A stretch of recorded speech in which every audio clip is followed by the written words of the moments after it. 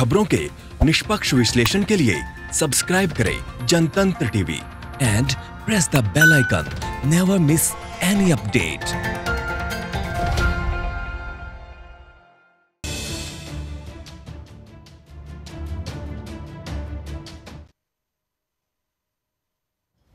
नमस्कार, आप देख रहे हैं आज का मुद्दा। मैं हूं आपके साथ दीपाली। कोरोना काल में लॉकडाउन के बीच प्रवासी मजदूरों की घर वापसी शुरू हो गई है। लॉकडाउन में रोजी रोटी के संकट से गुजर रहे ये मजदूर अपने घर जाते वक्त काफी खुश हैं। उन्हें अपने घर, गांव और उसकी अर्थव्यवस्था पर इतना तो भरोसा है कि उनका पेट भर जाएगा, लेकिन उनकी इस घर वापसी ने उद्योगपतियों के माथे पर शिकंज ला दी है। लॉकडाउन में काम ठप होने से उद्योग जगत पहले से हलकान है। फैक्ट्रियां खुलने के बाद मजदूर नहीं मिलने से उनकी मुश्किलें और बढ़ जाएंगी। इन उद्योगपतियों का मानना है कि एक बार मजदूर गांव चला गया तो उसे वापस लाना बेहद मुश्किल होगा, और अगर मजदूर नहीं मिला तो फैक्ट्री कैसे चलेगी, उनकी अमीरी कैसे बनी रहेगी। इस चिंता ने उद्योग जगत की नहीं बल्कि सरकार की भी नींद उड़ा दी है। अब बिना किसी नीति के आनन फानन में इन्हें गांव वापस लौटने से रोकने की कोशिश शुरू हो गई है। अर्थव्यवस्था के लिए मजदूर और उद्योग जगत के इस ताने बाने और उस पर आए संकट और उसके समाधान पर हम चर्चा करेंगे। हमारे साथ मेहमान भी जुड़ेंगे, लेकिन सबसे पहले आप देखिए ये रिपोर्ट। पूछ रहे थे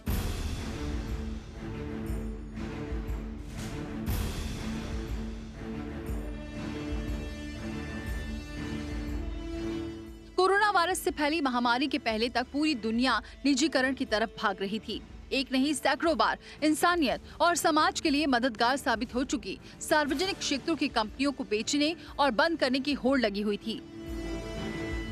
लेकिन इस महामारी में इन्हीं सार्वजनिक कंपनियों ने मानवता और अर्थव्यवस्था को बचाने में कारगर भूमिका निभाई है। आज पब्लिक सेक्टर की एयरलाइन, हॉस्पिटल, ट्रांसपोर्ट और दवा बनाने वाली कंपनियां ही इस महामारी की चुनौती का सामना कर रही हैं। पूंजीवादी व्यवस्था के पोषक और उनकी कंपनियां ताला बंद करके भगवान और उन्हीं मजदूरों से जान की दुहाई मांग रहे हैं।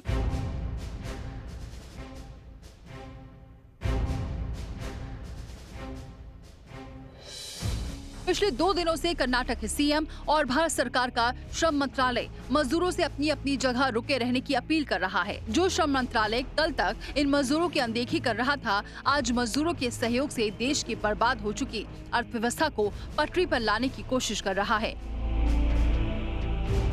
कोरोना काल में एक बार फिर साबित हो गया है कि मजदूर हैं तो इकोनॉमी है, और इकोनॉमी है तो जान है, जान है तो जहान है, और हमें जान भी चाहिए और जहान भी चाहिए। जनतंत्र टीवी के लिए वासंत मिश्र की रिपोर्ट। और चलिए इसी पर चर्चा करते हैं। हमारे साथ मेहमान जुड़ चुके हैं। चंद्र प्रकाश सिंह जी जुड़ चुके हैं, स्टेट प्रेसिडेंट बिहार के हैं। बहुत स्वागत है चंद्र प्रकाश सिंह जी हमारे साथ जुड़ने के लिए। शिव गोपाल मिश्रा जी हमारे साथ जुड़ चुके हैं, महामंत्री AIRF के। इसके अलावा नेशनल काउंसिल JCM की सेक्रेटरी भी हैं। बहुत स्वागत है शिव गोपाल जी आपका हमारे साथ जुड़ने के लिए। आलोक रंजन जी हमारे साथ जुड़ चुके हैं, पूर्व मुख्य सचिव है उत्तर प्रदेश के। बहुत स्वागत है आलोक रंजन जी आपका भी जुड़ने के लिए। और इसके अलावा एडिटर इन चीफ वासंत मिश्र भी हमारे साथ जुड़ चुके हैं। बहुत स्वागत है सर आपका भी हमारे साथ जुड़ने के लिए। वासंत जी, सबसे बड़े पहले सवाल आप ही से, क्योंकि अब जिन मजदूरों को की अनदेखी की जा रही थी, आज इन्हीं मजदूरों से अपील की जा रही है कि जो जहां हैं वहीं रहें। दीपाली, देखिए, कोरोना महामारी का जब से शुरुआत हुआ है भारत में, तब से अगर हम घटनाओं पर नज़र डालें तो तमाम ऐसे उदाहरण मिल रहे हैं जिसमें कि लगता है कि बगैर सोचे समझे, बगैर उसके आफ्टर इफेक्ट का आकलन किए सरकारी फैसले होते रहे, और उसके बाद उन गलतियों को दुरुस्त करने के लिए एक के बाद एक उसके सुधार के लिए निर्णय होते रहे। नतीजा ये है कि पूरी तरह से कहीं न कहीं एक, हम कहें तो पूरा एनार्की और कन्फ्यूजन की स्थिति दिखाई दे रही है। जब लॉकडाउन का ऐलान हुआ तो उसमें पूरे देश की जनता को 4 घंटे का वक्त दिया गया। 4 घंटे के बाद पूरी तरह से पूरे देश में तालाबंदी लागू कर दी गई। मजदूरों के लिए पर्याप्त न तो खाने का इंतजाम किया गया, न उनके ट्रांसपोर्ट का इंतजाम किया गया। और जब मजदूर अब पैदल चल के अपने गांव और घर जाने की कोशिश करने लगे तो उनको जगह जगह पुलिस लगा के रोकने की कोशिश की गई। तमाम जगहों पर मजदूरों के साथ पुलिस ने बदसलूकी भी की। बताया जाता है कि लगभग 3 दर्जन मजदूरों की मौत हो गई इस पूरे तालाबंदी के दौरान, जो पैदल या साइकिल से लंबी दूरी तय करके अपने गांव जाना चाह रहे थे। अब जब महसूस किया जाने लगा कि कोरोना महामारी का कोई इलाज नहीं है और अभी तक दुनिया का कोई भी देश वैक्सीन खोज पाने में या इलाज खोज पाने में असमर्थ है और दूसरी तरफ अर्थव्यवस्था पूरी तरह से ध्वस्त हो गई है, तो फिर ध्वस्त अर्थव्यवस्था को पटरी पर लाने के लिए मजदूरों की आवश्यकता महसूस की गई और अब मजदूरों से अपील की जा रही है कि वे जहां हैं वहीं रुके रहें। फैक्ट्रियां जल्दी शुरू की जा रही हैं, उनको रोजगार मुहैया कराया जाएगा, इसलिए उनको कहीं जाने की ज़रूरत नहीं है। तो ये कुल मिला के जो एक हम कहें कि कन्फ्यूजन या अव्यवस्था दिखाई दे रही है शासन स्तर पर, चाहे वो केंद्र की सरकार हो या राज्यों की सरकार हो, उसके चलते कहीं न कहीं मजदूर वर्ग सबसे ज़्यादा पिस रहा है और सबसे ज़्यादा सार्वजनिक क्षेत्र की इकाइयां और सरकारी कर्मचारी पिस रहे हैं। जबकि अनुभव ये बताता है कि दुनिया में जब जब महामारी आई है, चाहे वो दैवीय महामारी हो या आर्थिक महामारी हो, तो संकट मोचक के रूप में यही सार्वजनिक क्षेत्र और ये सरकारी कर्मचारी सामने आए हैं। हम एक और बात कहना चाहते हैं अपने दर्शकों को और अपने पैनलिस्ट को के सामने रखना चाहते हैं, उसके बाद हम चाहेंगे कि ये लोग अपनी राय रखें कि अभी इंग्लैंड के प्रधानमंत्री को कोरोना से संक्रमण हो गया था और वे बड़ा मुश्किल से दोबारा सरवाइव किए हैं। और उन्होंने जब अस्पताल से छुट्टी मिली उनको, तो उन्होंने नेशनल हेल्थ सर्विस जो इंग्लैंड की है, जो सरकारी क्षेत्र है, उसकी तारीफ़ की और कहा कि अगर नेशनल हेल्थ सर्विस नहीं होती और उसके कर्मचारी नहीं होते तो मैं शायद जिंदा वापस नहीं आता। तो जब पूरी दुनिया में ये बात साबित हो चुकी है, एक बार नहीं हजारों बार, कि संकट के दौर में चाहे इंग्लैंड हो या भारत हो या कोई भी देश हो, आज नेशनल कैरियर कौन है? Air India. विदेशों से तमाम लोगों को कौन ला रहा है कोरोना महामारी के दौरान? नेशनल कैरियर हमारा एयर इंडिया, और उसी एयर इंडिया को बेचने की तैयारी चल रही थी। उसी तरह से भारतीय रेल है, भारतीय रेलवे को प्राइवेटाइजेशन की तैयारी चल रही थी। कहा जा रहा था कि भारतीय रेल घाटे का बिजनेस है और सरकार का काम ट्रांसपोर्ट का नहीं है, हम इसको निजी क्षेत्र में देने जा रहे हैं। और आज संकट के दौर में कौन खड़ा है? भारतीय रेल खड़ा है, भारतीय रेल के कर्मचारी खड़े हैं। उसी तरह से सार्वजनिक क्षेत्र के तमाम दवा बनाने वाली कंपनियां हैं जो कि इस समय संकट के दौर में दवाइयां बना रही हैं, मास्क बना रही हैं। तो कुल मिला के हम ये कहना चाह रहे हैं कि जब ये बातें एक बार नहीं 100 बार साबित हो चुकी हैं कि संकट के दौर में सार्वजनिक क्षेत्र भी संकट मोचक के रूप में साबित होता है, तो सरकारें जब अच्छे दिन आ जाते हैं तो क्यों सबसे पहला हथौड़ा सार्वजनिक क्षेत्र पर मारती हैं और सार्वजनिक क्षेत्र की इकाइयों को बंद करने के लिए और बेचने के लिए तैयारी शुरू कर देती हैं। हम चाहते हैं कि हमारे जो ये पैनलिस्ट हैं इस पर अपने अपनी राय जाहिर करें, खासतौर से आलोक रंजन जी, क्योंकि वो एक बहुत बड़े पद से रिटायर हुए हैं और प्रशासनिक अधिकारी हैं, बहुत सुलझे हुए व्यक्ति हैं, वे चीज़ों को बहुत बारीकी से समझते हैं। और दूसरी तरफ शिव गोपाल जी, जिनको बहुत लंबा अनुभव है ट्रेड यूनियन का और सरकारी क्षेत्र के कर्मचारियों के दुख और सुख के बारे में और उनकी परेशानियों के बारे में। तो हम चाहते हैं कि हमारे जो ये ऑनरेबल पैनलिस्ट हैं वे अपनी बात रखें और पूरे खुले मन और खुले तौर पर रखें, बिना किसी दबाव और बिना किसी संकोच के। आलोक रंजन जी, अब जो मुद्दा अभी सामने रखा गया है, मैं समझता हूँ बहुत ही महत्वपूर्ण बात कही गई है। एक बात तो कही गई सबसे पहले मजदूरों की।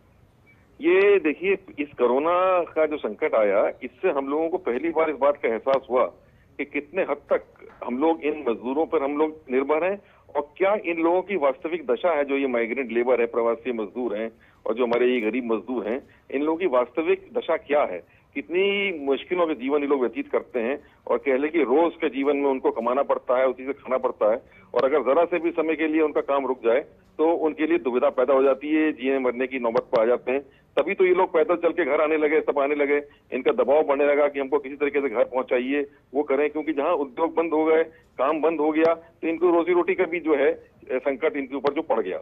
तो ये एक अत्यंत ही गंभीर समस्या है जिसकी तरफ ध्यान देना पड़ेगा आगे, इसके आगे के समय में, कि कैसे ये जो तबका है जो गरीबी के कारण हमारे ग्रामीण क्षेत्रों को, यूपी बिहार में खासतौर से सबसे अधिक माइग्रेंट लेबर यूपी बिहार का है, यूपी बिहार से छोड़ के जाता है दूसरे प्रदेशों में काम करने, गरीबी के कारण जाता है, तो उसकी दशा में कैसे सुधार लाया जा सके? क्या उसको उसके ही इलाके में, उसके ही शहर में, उसके आसपास के जिलों में क्या उसको रोजगार नहीं मिल सकता है, या उसके गांव में रोजगार नहीं मिल सकता है?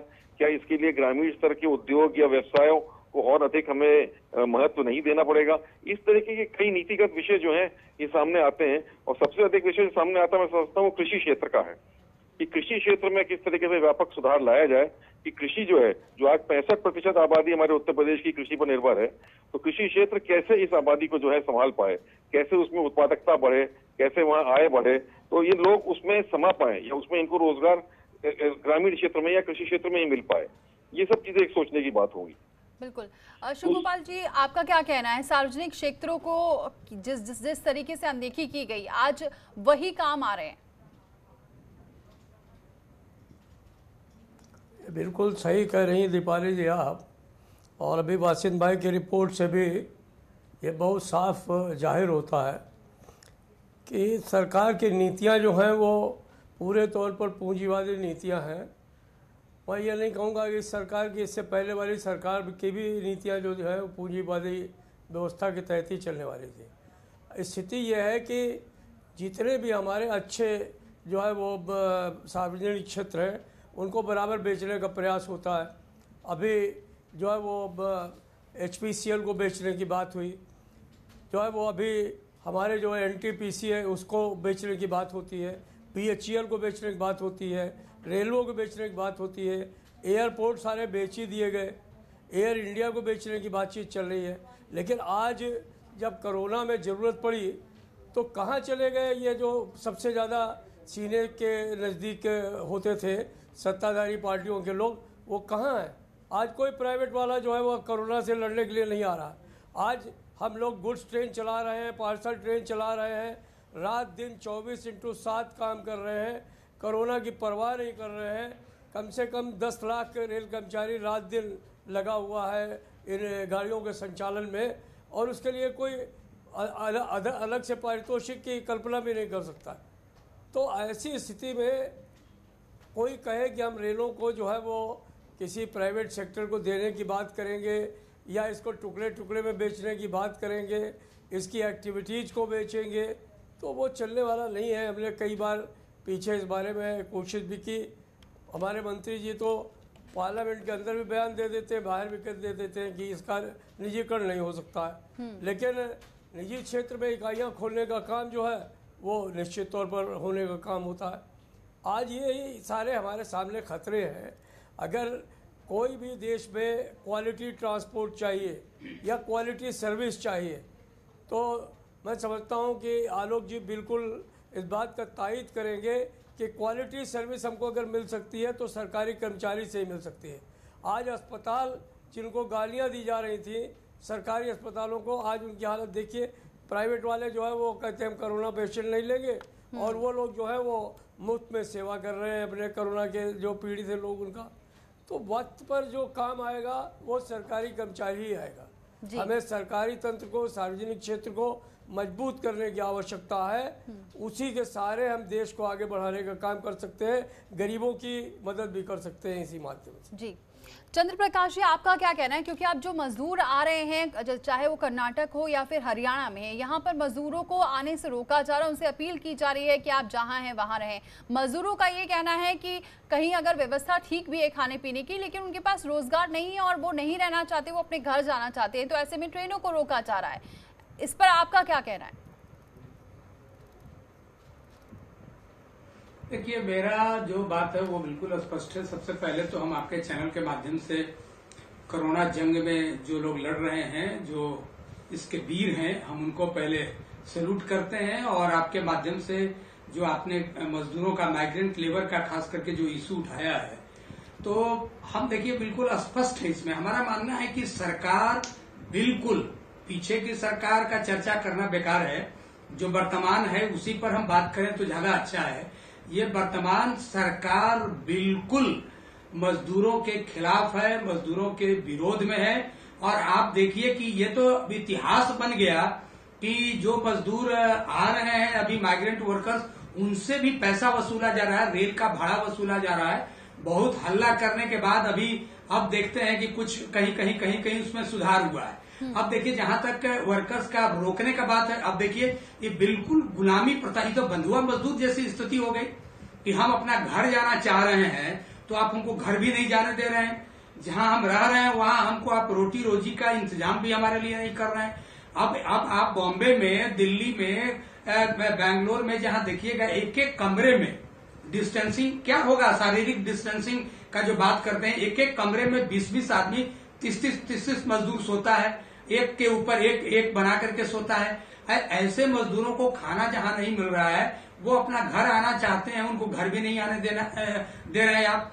अभी 6 तारीख को, आज ये 7 तारीख है, 6 तारीख को केंद्रीय श्रम मंत्री ने, गंगवार जी ने एक मीटिंग किया, सभी सेंट्रल यूनियन को बुला करके उन्होंने बात किया और बात करके वो अपील करते हैं कि ट्रेड यूनियन के लोग ये माइग्रेंट वर्कर को समझाएं, उनसे अपील करें कि वो अपने जहां जिस राज्य में अभी काम करने गए हुए थे वहां से छोड़ करके नहीं जाएं। अब बताइए, सरकार ये भी दायित्व लेना नहीं चाहती है कि उन मजदूरों से इनको ये भी हिम्मत नहीं है कि वो जाकर उसको अपील करें। अब आज के नाटक में मुख्यमंत्री आगे आगे कहते हैं हम उनके अकाउंट में पैसा देना चाहते हैं। अरे भैया, ये 40 दिन 50 दिन से जब भूखे वो मर रहे थे उस समय आपने कोई व्यवस्था नहीं किया। देखिए, इस देश में ये मान के चलिए अभी बेचने का कहा, अब तो लॉकडाउन खत्म नहीं हुआ है और योगी सरकार ने, उत्तर प्रदेश की सरकार ने मजदूरों के हर एक अधिकार को कुचल दिया और 6 तारीख को नोटिफिकेशन अधिसूचना जारी हो गई और 3 वर्ष तक, 1000 दिन तक कोई आंदोलन नहीं होगा, कोई हड़ताल नहीं होगा, कोई ट्रेड यूनियन की एक्टिविटीज नहीं होगी। तो ये सारा अधिकार मजदूरों का ही छीनने का काम अगर होगा तो ये क्या मजदूर को गुलाम बना करके आप देश में काम करना चाहते हैं, जो देश को तरक्की उन्नति दे रहे हैं? अभी तो कोरोना में लोगों को रोटी नहीं मिल रहा है लॉकडाउन में, और अंबानी के धन का कितना इजाफा हो गया आप देखिए, अभी 9.5 लाख करोड़ का उनका संपत्ति हो गया, एशिया के सबसे अमीर बन गए। तो ये इस देश में जहां एक रोटी के लिए मजदूर तड़प रहा है और एक तरफ एक आदमी अमीर बन के 9.5 लाख करोड़ का धन अर्जित कर रहा है, ये कैसे चलेगा? और उसी के पोषक है अभी केंद्र की सरकार जो है, उसी का पोषक है ये रेल हो, सेल हो, भेल हो, कोई भी LIC हो, बैंक हो, सबको डिस्ट्रॉय कर रहे हैं, सबको ये प्राइवेटाइज करना चाहते हैं। और अब तो निवेश के मामले में इन्होंने सब सीमा को पार कर दिया। 100% FDI फॉरेन इन्वेस्टमेंट को जो इनवाइट कर रहे हैं, ये बोल रहे हैं कि हम निवेश 100% करेंगे। अब 100% तो कोई भी विदेश की कंपनी आएगी, रक्षा का जो फैक्ट्रियां हैं उसमें भी कहते हैं 100% होगा, रेल में होगा, LIC में होगा, सब जगह होगा। तो अपने कंपनी पर इनको भरोसा नहीं है। चंद्र प्रकाश जी, लौटूंगी आपके पास। वासिन जी, इसका मतलब ये जो दिखाई दे रहा है, अगर हम मजदूरों की बात करें और सबकी, तो कई सब राजनीति अभी सब फ्रंट फुट पर आके कह रहे हैं कि मजदूर के जो हम हैं सबसे ज्यादा हम ही उनको लाभ पहुंचा रहे हैं, उनकी सबसे ज्यादा देखभाल कर रहे हैं, खाने से लेकर, रहने से लेकर, और जो अकाउंट की बात की जा रही थी कि अकाउंट में पैसे भी जा रहे हैं और गारंटी तक ले रहे हैं कि हमारे राज्य में आएंगे तो मजदूरों को रोजगार भी गारंटी देंगे। देखिए दीपाली, सबसे पहले तो मैं अपने जो 3 पैनलिस्ट हैं, आलोक जी, शिव गोपाल जी और चंद्र प्रकाश जी, इन लोगों ने तीनों ने एक बात इनकी हम दोबारा रिपीट करना चाहते हैं। आलोक जी ने जो सुझाव दिया है कि पहली बार कोरोना के वजह से हमको सबक मिला है कि जो माइग्रेंट वर्कर हैं उनके बारे में हम लॉन्ग टर्म प्लान करें, उनके बारे में सोचें। पहली बार जो इस्टेब्लिशमेंट है या जो सत्ता शीर्ष पर बैठे हुए लोग हैं, उनको माइग्रेंट वर्कर की रेलिवेंस और इम्पॉर्टेंस समझ में आई है और कितनी डिपेंडेंसी है हमारी इकोनॉमी की उनके ऊपर, इसका महत्व समझ में आया है। दूसरा, शिव गोपाल जी ने जो चर्चा की कि लिबरलाइजेशन या प्राइवेटाइजेशन की शुरुआत जो निजीकरण की है वो आज से नहीं है, कई साल पहले शुरू हो गई थी। ये बिल्कुल सच है। मैं भी मानता हूँ कि इसकी शुरुआत 1990 से हो गई थी, जब देश के प्रधानमंत्री PV नरसिंह राव थे। उन्होंने नई आर्थिक नीति लागू की और तब से लिबरलाइजेशन की शुरुआत हुई। और लिबरलाइजेशन के नाम पर जो प्राइवेटाइजेशन को बढ़ावा दिया गया, प्राइवेटाइजेशन को, उसी पॉलिसी को मौजूदा सरकार भी धीरे धीरे आगे बढ़ा रही है और ज़्यादा एग्रेसिव तरीके से बढ़ा रही है। लेकिन चंद्र प्रकाश जी की एक बात बहुत सही है कि जब मजदूरों के हक ही लगातार सरकारें छीनती जा रही हैं तो प्राइवेट सेक्टर और सरकारी सेक्टर में सरकारी सेक्टर बचेगा कैसे, ट्रेड यूनियन बचेंगे कैसे। तो ये बहुत अच्छी बात इन तीनों हमारे पैनलिस्ट ने कही है। मैं इन लोगों की बातों को एंडोर्स करते हुए अपनी एक बात इसमें सप्लीमेंट करना चाहता हूँ कि आज की खबर है कि डिफेंस मंत्रालय ने 10,000 इंजीनियरिंग सर्विस के जो पद थे भारतीय सेना के उसको समाप्त कर दिया है। 13,000 कुछ वैकेंसीज थी, उसमें से 10,000 वैकेंसीज को उन्होंने एबॉलिश कर दिया। तो एक तरफ तो हम सेना की बात करते हैं, सेना को इतना सम्मान देते हैं, सेना से फूलों की वर्षा कराते हैं, और दूसरे तरफ सेना के अंदर भी जो खाली पद हैं उसको भरने के बजाय उसको हम समाप्त कर रहे हैं। तो ये तो सरकारी नीति है और सार्वजनिक क्षेत्र के बारे में और डिफेंस के बारे में। जहाँ तक रही बात देवेगौड़ा जी की, तो देवेगौड़ा जी कुछ फैसले बिना हाईकमान की मर्जी के लेते रहे हैं, ये सबको पता है। भारतीय जनता पार्टी में जब पूरे संगठन में एज लिमिट तय कर दी गई और कहा गया कि इतने वर्ष के बाद जो लोग हैं उनको संगठन और सरकार में कोई पद नहीं दिया जाएगा, तब भी देवेगौड़ा जी ने उन सारे नियमों को धत्ता बताते हुए और पार्टी के शीर्ष कमान को धत्ता बताते हुए कर्नाटक में अपने मनमाने तरीके से अपनी सरकार बनाई और सरकार चला रहे हैं। तो जब भारत सरकार ने तय किया कि रेलगाड़ियां चला के मजदूरों को उनके गंतव्य तक पहुंचाई जाएगी, तो देवेगौड़ा जी ने अपने लेवल पर तय कर लिया कि उन रेलगाड़ियों को कर्नाटक में नहीं चलने देंगे और मजदूरों को उन्होंने जबरन कर्नाटक में रोक रखा है। तो देवेगौड़ा जी हैं, वो कुछ भी कर सकते हैं। वे एक चुनी हुई कांग्रेस की सरकार को गिरवा भी सकते हैं और अपने पार्टी आला कमान के निर्देशों के से अलग हट के भी अपने तरीके से सरकार चला सकते हैं। शिव गोपाल जी, आप कुछ कह रहे हैं शायद? मैं कह रहा था कि वो देवेगौड़ा जी तो जो है तो हैं, ये येदियुरप्पा जी ये सब कुछ कर रहे हैं। हाँ हाँ, वी.एस. येदियुरप्पा, माफी चाहते हैं हम, वी.एस. येदियुरप्पा की हम बात करना चाह रहे थे, वो स्लिप ऑफ टंग हो गया, हम देवेगौड़ा जी बोल गए। जी बासिन जी की बात को ही आगे बढ़ाते हुए आलोक रंजन जी आपसे भी जल्दी से कमेंट चाहूंगी। नहीं, मैं एक तो उस पीस से जरूर कुछ कहना चाह रहा था। जो बात आई थी सरकारी तंत्र ने जो काम किया है, सरकारी तंत्र वाकई बधाई के पात्र है। और जैसा मेरे एक सहयोगी ने कहा, अभी हम लोग सरकारी अस्पतालों को समझते थे कि हमारे डॉक्टर लोग काम नहीं करते, कोई काम नहीं करता, और वास्तविकता ये है कि हमारे भारत की 70% हेल्थ केयर जो है सुविधाएं वो प्राइवेट सेक्टर में है, खाली 30% पब्लिक सेक्टर में है। लेकिन आज कोरोना की पूरी लड़ाई में हमारा पब्लिक सेक्टर ही सामने आया है, जो सरकारी अस्पताल है वही काम हो रहा है। बल्कि प्राइवेट का तो आप लोगों ने स्वयं देखा होगा कि वो जो टेस्ट हो रहे हैं उस तक के वो उसके कहने लगे कि हमको इसका खर्चा पूरा चाहिए, नहीं तो हम टेस्ट नहीं कर पाएंगे, और मामला सुप्रीम कोर्ट तक गया। और प्राइवेट का जहां तक मुझे जानकारी मिली है, उनका पूरा इसमें इतना अभी आगे बढ़ के योगदान भी नहीं है जितना कि पूरा पब्लिक इंफ्रास्ट्रक्चर इसमें काम कर रहा है। तो ये बड़ा महत्वपूर्ण बात है, आगे के लिए सीख देता है कि हमको अपने हेल्थ सेक्टर को, पब्लिक सेक्टर जो हमारा हेल्थ का सरकारी तंत्र है, उसको और मजबूत करना है, उसको और सुदृढ़ करना है। और जो केवल 1.15% जीडीपी का हम खर्च करते हैं पब्लिक हेल्थ में, उसको बढ़ा के कम से कम 2.5% से लेकर 3% तक हमको लाना पड़ेगा जल्दी से जल्दी, और इस सेक्टर को सुदृढ़ करना पड़ेगा। नहीं तो कोविड जैसी समस्या जब भी आगे सामने आएगी उससे हम लोग ठीक तरीके से निपट नहीं पाएंगे। बिल्कुल। और इसी से जुड़ती हुई बात मैंने वो जो आपने कही कि पब्लिक सेक्टर ऑर्गेनाइजेशन बेची जा रही हैं, मैं समझता हूँ ये ध्यान में रखना पड़ेगा कि पब्लिक सेक्टर ऑर्गेनाइजेशन कौन सी वास्तव में अच्छा कर रही है, कौन सी नहीं अच्छा कर रही है, ये देखना पड़ेगा। और कहाँ ऐसा काम है जो कि जरूरी है और कहाँ ऐसा काम है जो कि कोई भी कर सकता है, वहाँ पब्लिक सेक्टर को नहीं होने की आवश्यकता है। इस सब को ध्यान में रखते हुए इसमें काम करना पड़ेगा। ये नहीं होना चाहिए कि जो इकाइयां अच्छा कर रही हैं या प्रॉफिटेबल हैं उनको बेच दिया जाए, ऐसी नीति नहीं होना चाहिए। और केवल धनराशि लेने के लिए नहीं करना चाहिए इनको प्राइवेटाइज। अगर इससे मैनेजमेंट इंप्रूव होता है, इसकी प्रोडक्टिविटी परफॉर्मेंस इंप्रूव होती है, तब तो किया जाए। और खाली धनराशि मिल जाएगी या और बजट में हमको एक्स्ट्रा फंड्स मिल जाएंगे, ये मोटिव नहीं होना चाहिए पब्लिक सेक्टर को प्राइवेटाइज करने के। बिल्कुल। शिव गोपाल जी, आपकी भी राय लेना चाहेंगे?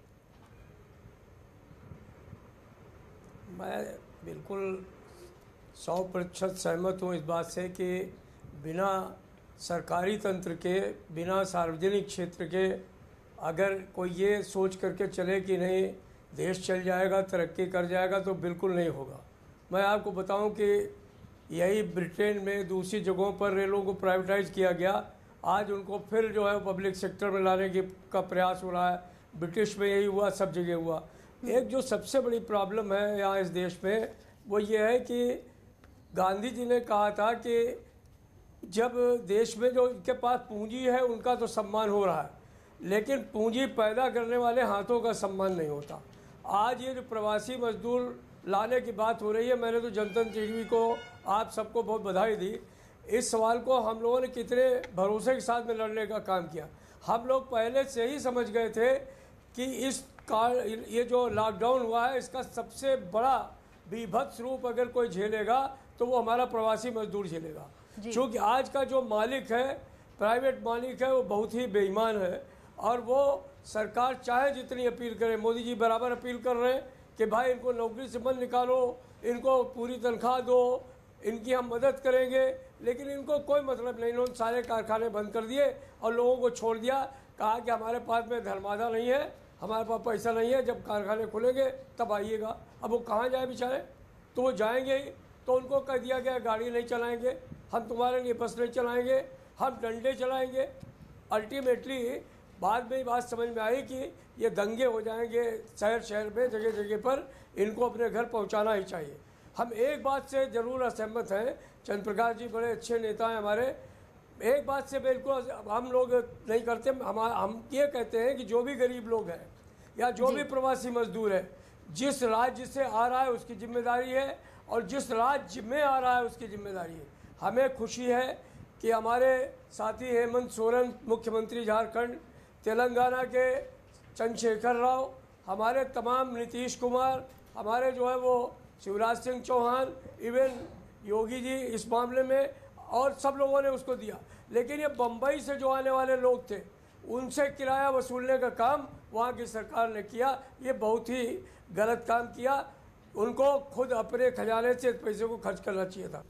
और लगातार हम चर्चा कर रहे हैं चंद्र प्रकाश सिंह जी का मैं रुख करती हूँ, बाकी भी मेहमान हमारे साथ बने हुए। चंद्र प्रकाश जी, एक बार जिस ब्रेक पर जाने से पहले जिस तरीके से शिव गोपाल जी कह रहे थे कि प्रधानमंत्री बार बार अपील तो कर रहे थे कि मजदूरों की सैलरी ना काटी जाए या फिर बाकी कर्मचारियों की भी ना काटी जाए, लेकिन ऐसा दिखाई नहीं दिया। बाकी जिस उद्योग जहाँ जहाँ ये मजदूर काम कर रहे थे वहाँ भी उनके मालिकों ने कह दिया कि हमारे उद्योग जो धंधे वो चल तो रहे नहीं, हम उनको कहाँ से सैलरी देंगे। ऐसे में कि आपको क्या ऐसी कोई खबर मिली और ऐसी समस्या देखने को मिल रही है कि बाकी मजदूरों को ये उनकी तनख्वाह नहीं मिल रही है?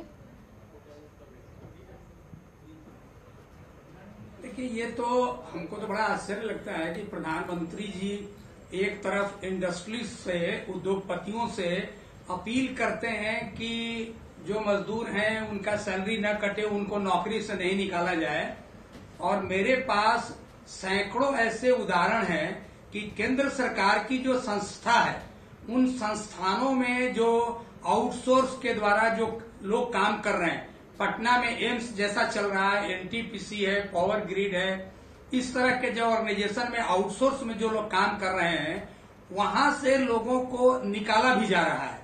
और जहां तक सैलरी कट की बात है तो प्रधानमंत्री जी अपील कर रहे हैं, एक तरफ अपील करते हैं और दूसरे तरफ प्रोटेक्शन के लिए जो कानून बना हुआ है, मजदूरों के हितों की सुरक्षा के लिए जो कानून बना हुआ है उस कानून को वो शिथिल करते हैं। तो सवाल है कि ये कंट्राडिक्टरी है, दिखाने के लिए अपील कर रहे हैं और आप बताइए ना कि ये जो नहीं देंगे उनके ऊपर कोई कार्रवाई होगी क्या? तो कौन देगा? अपील करने से कोई सैलरी देगा?